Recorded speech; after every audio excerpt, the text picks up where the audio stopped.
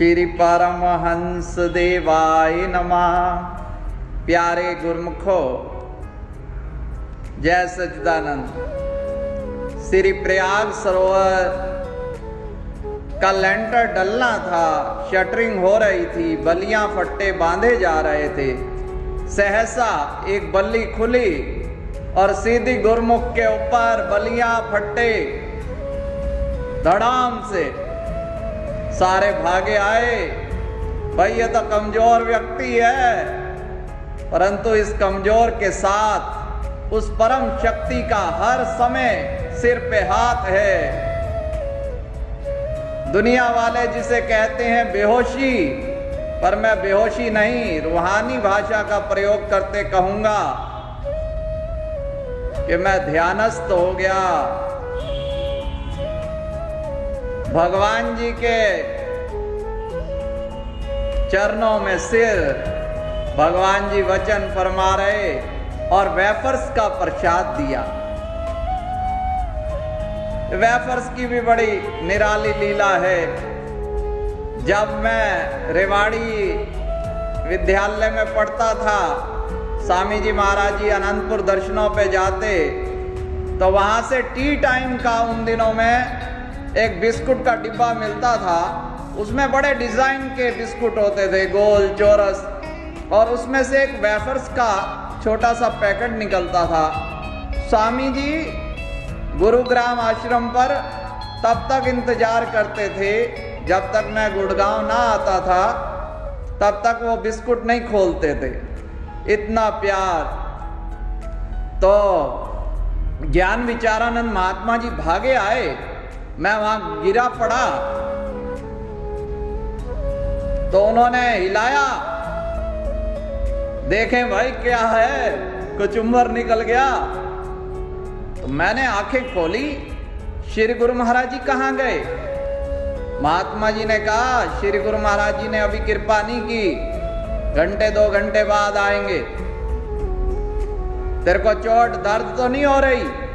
तो मैंने अपने ध्यानस्थ जो नजारा देखा उसका वर्णन किया, तो सब गुरुमुखों ने जयकारे से आकाश गुंजा दिया। बोला जयकारा बोल मेरे श्री गुरु महाराज की जय। जाको राखे साइया ते मार सके न कोई, बाल न बिंगा कर सके, भावे सब जग वैरी होए। 2 घंटे बाद भगवान जी की कार आ गई।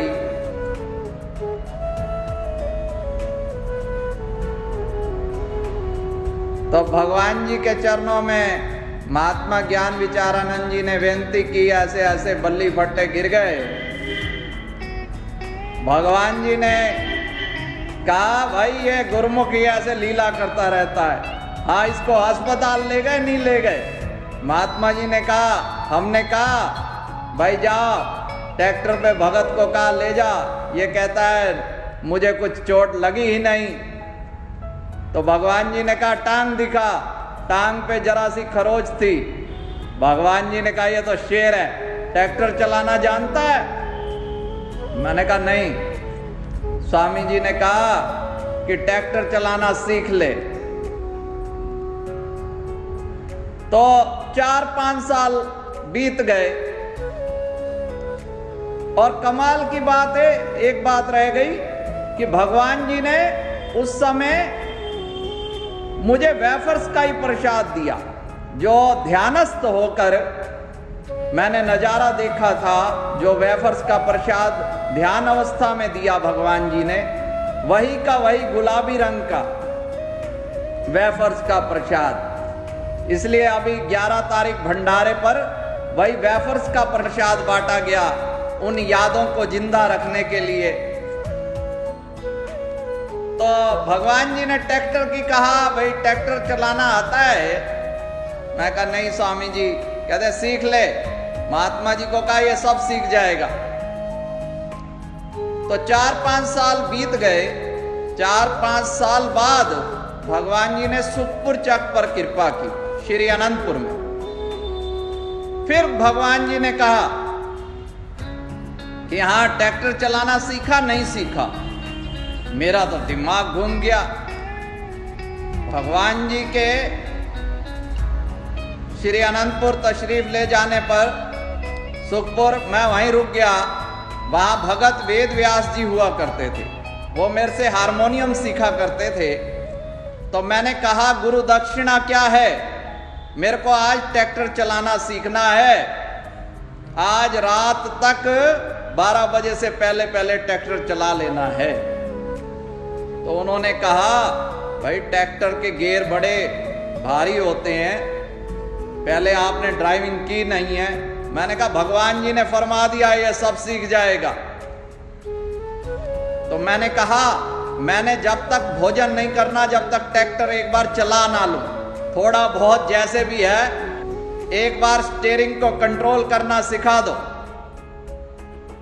तो भगत जी ने मुझे ट्रेनिंग दी और मैं 6-7 घंटे ट्रैक्टर, तो भगवान जी की कृपा से ट्रैक्टर भी आ गया। ऐसे ही एक बार दिल में इच्छा उठी कि कंप्यूटर कोर्स किया जाए बेंगलोर जाकर। तो भगवान जी ने तब भी यही आशीर्वाद दिया, बेंगलोर जाने की आवश्यकता नहीं है, तेरे को अपने आप आ जाएगा कंप्यूटर। तो भगवान जी के आशीर्वाद से कंप्यूटर भी आ गया। तो भगवान जी की जो शरण लेता है सब रिद्धियां सिद्धियां सब कार्य उसके सफल ही सफल होते हैं। कई प्रेमियों के फोन आते हैं, संदेश आते हैं कि महात्मा जी, स्वामी जी, आप कोई जंतर मंतर, कोई रिद्धि सिद्धि, हमारे को ये समस्या है वो समस्या है। तो हमारे पास तो एक ही समाधान है, एक ही मंत्र है, श्रद्धा सहित भगवान जी से सच्चा प्रेम करें और उनकी शरण होकर ये मंत्र बार बार हर समय इसी भावना से, समर्पित भाव से कि मैं भगवान जी के हवाले हूँ। श्री परमहंस शरणं गच्छामि, श्री परमहंस शरणं गच्छामि, श्री परमहंस शरणं गच्छामि।